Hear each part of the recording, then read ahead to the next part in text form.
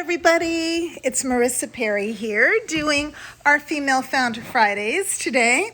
And the subject that I wanted to talk about today is when in doubt, always do the right thing. And I think that it's a fun topic that I have actually really benefited from. And it's actually, believe it or not, relieved a lot of worry on my behalf. So one of the things that I wanted to give you an example of was a situation that is actually very funny, and my husband tells me it's not a good idea to boast about this to anyone because it was so terribly stupid. But I had a predicament where I was at a gas station on the Grand Central Parkway going to work, and I actually went to fill my tank, and it was pouring rain. And I wanted to go get a coffee at an adjoining Dunkin' Donuts within that particular gas station. And so I plugged in the gas into the gas tank, and I noticed a lot of people were like putting a quarter in it and wedging it so it stayed in your tank and they could go in and get something to drink. And I thought, wow, that's a great idea. So it was pouring rain. I ran in, I got my coffee while my gas was pumping. I ran back out, pouring rain, jumped in my car and drove away. So of course, as you can only imagine, what did I leave out of that story? I left out that I forgot to take the gas tank plug out of the gas tank. So I'm in Queens, right? Getting closer to work. And I realize that there is a gas tank hose plug and a hose dangling from the side of my car. Well, it was not my proudest moment, I guarantee you. So I panic. What do? I didn't know what to do. And I thought, I can't, I'm afraid to go back and return this because the humiliation and embarrassment was just too grand. But then again, I didn't want to be in a situation where in case I created a situation where there was gas flooding and somebody slipped or there was a fire, I would never be able to live with that. But I was really in panic mode. I freaked out and I just didn't know what to do, and I was so scared. So I called up one of the guys in my team, one of my salespeople, and I told him what happened. And I said, what do I do? And he goes, Marisa, stay calm, turn around now, go return the hose. And I said, but I don't even know if I can even find this gas station again. I didn't even know where it was. He goes, turn around, try to find it, and go and return it. So I went back. I tried to retrace my steps. I found the gas station. I walked into the area where you pay holding this thing. And I had already paid because it went up automatically on my credit card. But I came in holding the hose, and I said to the guy, I'm so sorry. I drove away with your hose in my car. I don't know how that happened. And he's like, oh, no problem, ma'am. Thank you. And I said, well, don't you need to check it to see if it fits? I think I broke it. He goes, no, don't worry about it. Thank you very much. So I went back to work. I was so happy. I drove in, but it was really funny that it proved how doing the right thing was really the best type of scenario in a situation like that, because honestly, I would have loved to just keep driving, ditch the hose, and never go back there again. I was so embarrassed. But I had actually a bigger example of that happen more recently. I had some former employers invest in my company, and they gave me money on a handshake deal.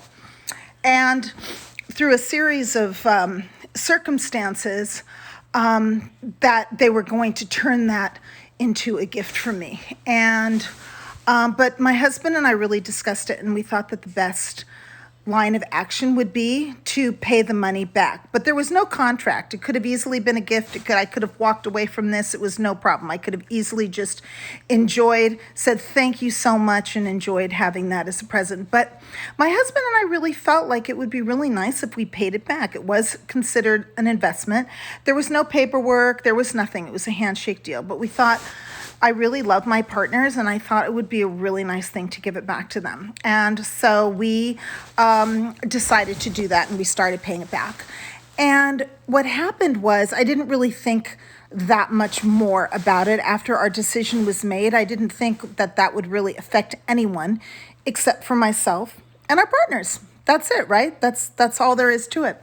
Well, as it turns out, I was at the home coincidentally because I know his wife of a really, really important person on Wall Street. And he's the head of a major, major, major hedge fund group. And it's very well known, and he happens to be very well known. Well, it would never have occurred to me that he would have any idea of who I am, who my business dealings are, who they're with. Well, it turns out that, number one, I've met him a few times through my business partners. And I don't know him very well, but I was at his house for a charity event. And I didn't think like he really knew who I was. I knew that he knows he's met me, he recognizes me, but I didn't really think he knew that much about me, who I am. I didn't even know if he knew me by name, let alone what I do for a living and who I am.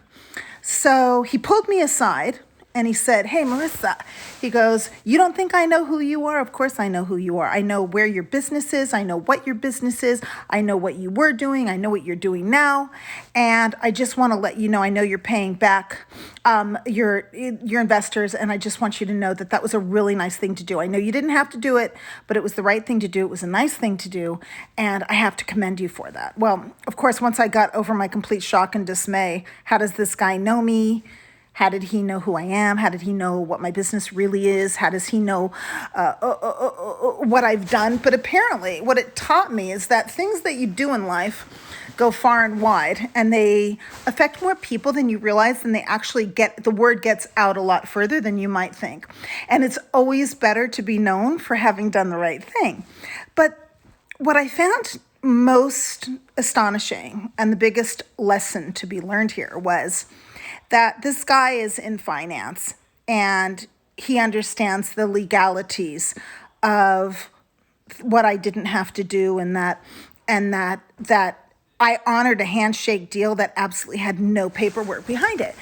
And I thought that someone like he would think, "Oh, why did you do that, Marisa? Your company would have more money if you didn't do that." Or, "Why did you make that decision? You could have easily just accepted this as a gift and moved on with your life, and it's great, and you didn't have to do anything, and you would have had like more money towards your bottom line that way." And he didn't. And I said, "Wow, I said, I didn't really expect you to think that. The fact that you would think that I did the right thing and that it was the right decision on our part really makes me happy, because it's not the financial decision that would make us the richest." And he said, "Absolutely not." He said, "Marisa, doing the right thing is always the best decision, no matter what. And you did the right thing. And I am so proud of you. And they're so proud of you, and everybody is just so, so happy." So here is someone I hardly know who knows an intimate detail of my life. Well, not so intimate anymore, but it just showed me, wow, doing the right thing really goes far and wide, and what people know about you. And now people know if they ever do a business dealing with me in the future that I could always be trusted. So that is a very nice thing for people to know. Pardon me.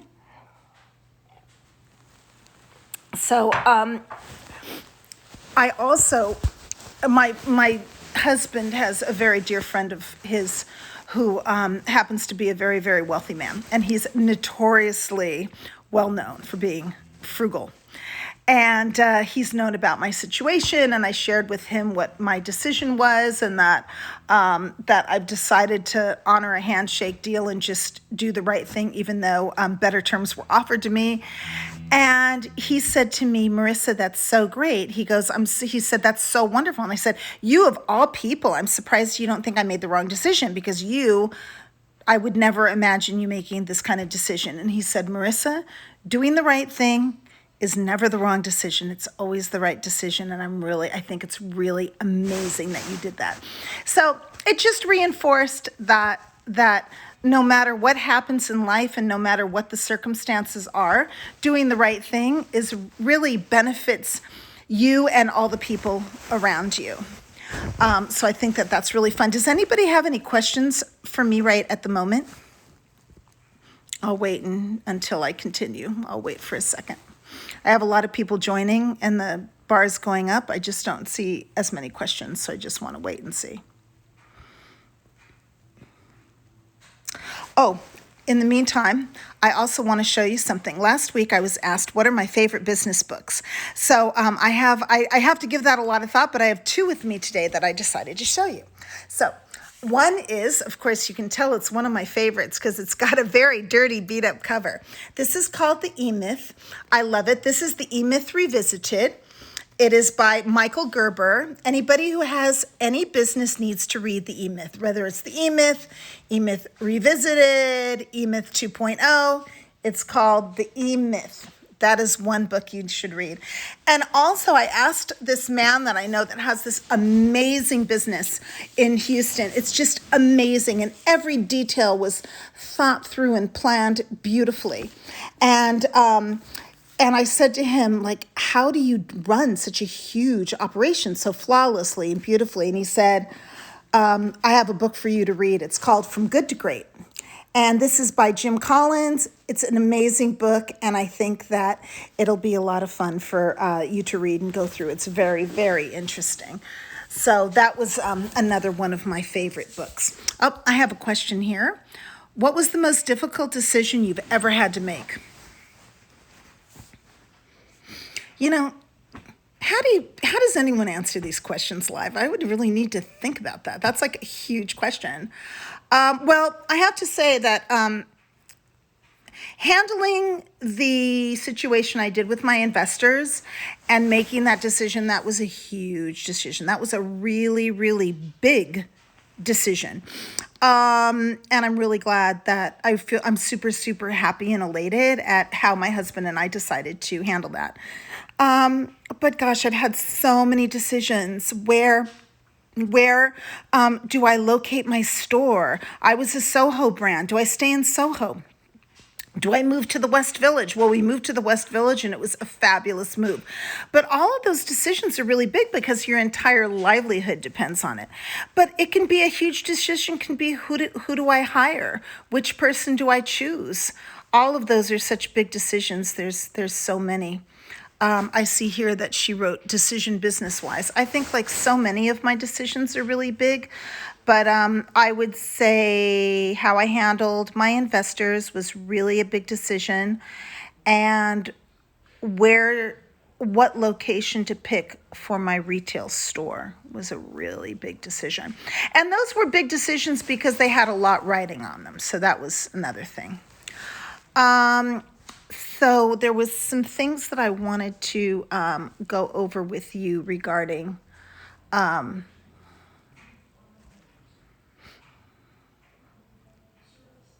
doing the right thing, questions in the E-Myth. What else were the things that I wanted to show you? I have recently been introduced to an organizational system called Trello.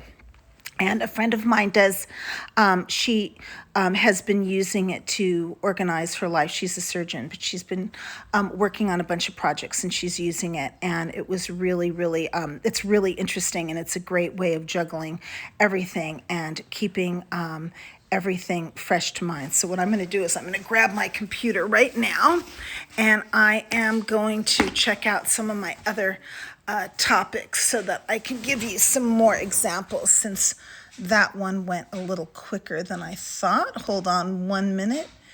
Bear with me. Okay, so you go to boards. This is really cool. I'm actually going to show you how this works because it's really amazing. Let me see if I can turn this down. Nope, I can't, so I won't do that. Here we go. So this is my Trello board. It's really, really cool. If you have a ton on your to-do list and too many things to possibly keep organized, this is really, really handy. So hold on. Here's my boards. Let's see if I can get my boards to come up. There we go. And I am going to head into my topics here.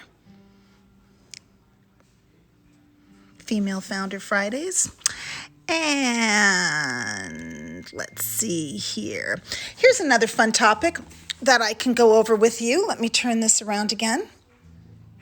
So another topic that I really like is that a lot of times people are afraid to charge too much for their goods. And I always say that people don't mind spending more money if they actually know what they're paying for.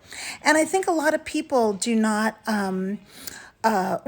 they'll go in, and I'm going to use our rings as an example. For example, people come in and they think, okay, well, I've priced out diamonds on the internet and I've priced out settings, and I think I can get a setting that's close to what I want for maybe $3,000 on 47th Street. So that must be what that setting is actually worth. And then if you come to our store, our settings are priced a little higher because I can't even make my settings for that price. And the reason that ours are set higher, and I'm just giving you this as an example of why people would be willing to pay more for something once they truly understand what they're paying for. We tell our customers, these wedding bands are hand-rolled platinum. They're not necessarily casted. These, every hole for the micro pave diamonds here is hand-drilled under a microscope, unlike waxes that are pre-made, that have pre-made holes in them, that come out a little sloppier with more gloppy metal around them. And I can show somebody the exact precision of our diamond setting.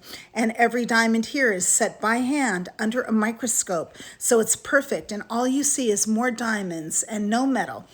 When you tell people and explain the process that you go through to make something, or you explain to them why something is worth more money and why it's more expensive to produce and what that yields for you or for the customer, they're often willing to spend a little bit more.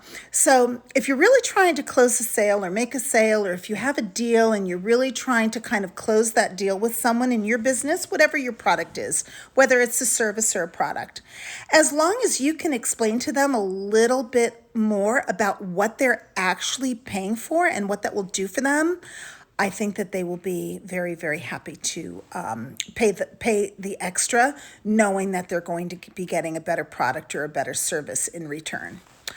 So does anybody have any questions on that? So my two topics were always doing the right thing is always the best decision, and that's proven to be true. And the other subject was how people are willing to pay a little bit more if they know what they're paying for. So I'm going to give it a couple minutes, a couple more seconds to see if you guys have any questions. And otherwise, I look very forward to seeing you for Female Founder Fridays next Friday at 3 o'clock, and I'll have a couple of topics picked out.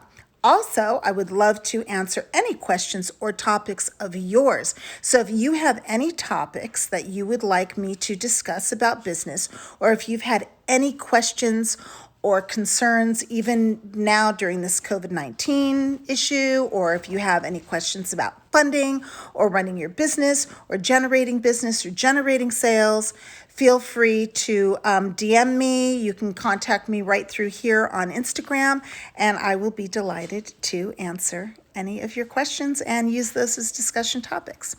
So thank you all so much for joining. Enjoy your weekend. Have a great one, and we will see you next Friday at 3 o'clock. Thank you. Bye-bye.